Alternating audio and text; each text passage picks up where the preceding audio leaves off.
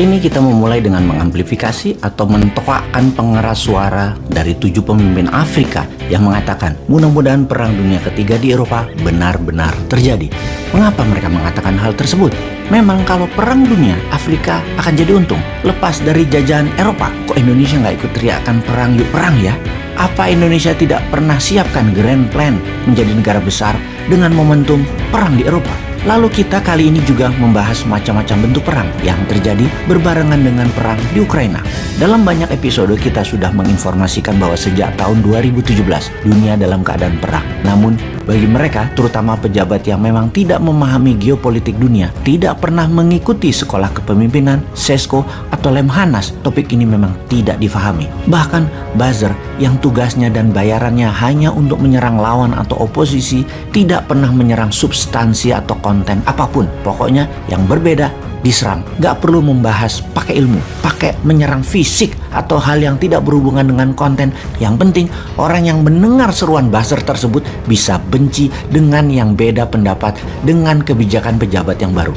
Itu aja misinya. Misalnya, Bosman mengajukan konsep printing money berbasis produksi, maka buzzer hanya menyerang anak yatim. Tahu apa itu Bosman? Atau ilmunya baca doang kok sok-sokan bicara ekonomi, doktor bukan, profesor bukan. Itu masalah buat Bosman? Ya enggak lah, kita enggak pernah repot-repot mengatakan sesuatu kepada buzzer seperti peribahasa lebah tidak akan pernah mengatakan kepada lalat bahwa madu lebih enak dari tai. Kembali ke dunia dalam keadaan perang. Kencang di tahun 2017 kita mengingatkan sekarang dalam keadaan perang waktu itu. Maka mengatur negara haruslah dengan war mode. Mengatur ekonomi juga dengan war mode. Bahkan kita ingatkan dengan buku The Economist at War, Alan Bollard penciptanya, sebagai salah satu contohnya. Namun otak sederhana memang mengartikan perang itu adalah dar der dor. Dan bahkan pejabat yang serba bisa mengatakan 40 tahun lagi Indonesia itu tidak akan perang. Perang masih aja diartikan dar der dor, bedil-bedilan. Dia ini padahal jenderal loh yang ngomong, namun sudah jadi jenderal cuan sekarang. Bukan jenderal mempertahankan tanah air lagi, tetapi mempertahankan jabatan sak matee sampai mati. Kita lanjut. Setahun kemudian kita mengingatkan berulang-ulang akan pelajaran di Akademi Militer yang selalu mengingatkan di awalnya perang ekonomi, di akhirnya selalu akan terjadi perang militer. Sudah siapkah kita? Kemudian terjadi perang militer di tahun 2022. Namun ternyata masih juga dianggap perangnya ribuan kilometer dari Indonesia. Tenang, masih jauh. Begitu kira-kira.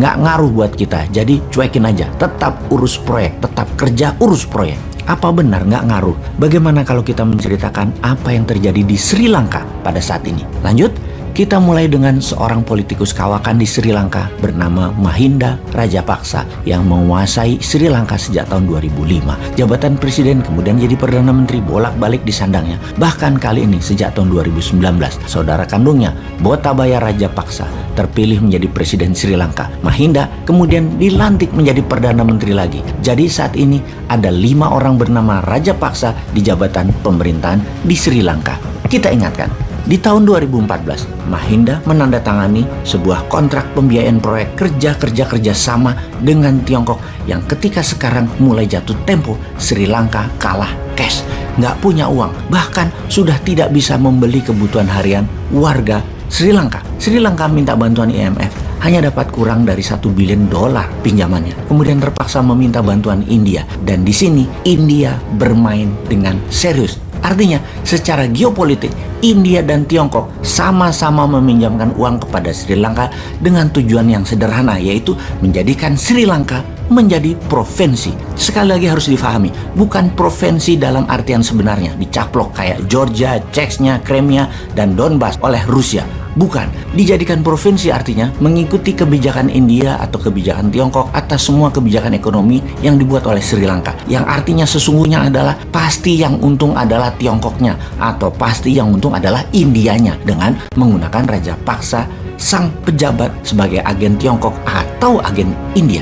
Dua negara Tiongkok dan India ini ibarat Soviet dan NATO sekutu barat Amerika di zaman Perang Dingin. India dan Tiongkok sama, perang di mana-mana. baik fisik di utara India, daerah Kashmir hingga perebutan Nepal. Kebijakan ekonomi saling serang dan saling kuat-kuatan sebagai negara produsen. Gak ada barang Tiongkok di India yang tidak dipajaki tinggi. Begitu juga sebaliknya, tidak ada barang India yang ke Tiongkok tidak dipajaki. Sekarang keduanya berebut Sri Lanka. Posisi Sri Lanka yang strategis penghubung Asia Barat dengan Asia Timur secara maritim sangat penting bagi dua negara. Tiongkok memerlukan pelabuhan utama di mana ketika Selat Malaka penuh, mereka bisa pakai kanal Kra Thailand dan memiliki hub semuanya, yaitu hub kargo di Sri Lanka.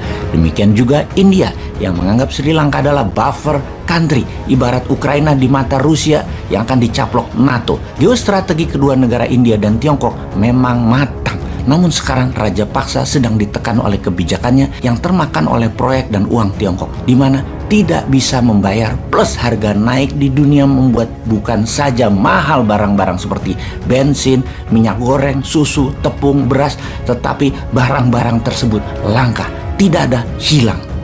Kayaknya ini semua kenal ya kita ya. Mudah-mudahan pada paham.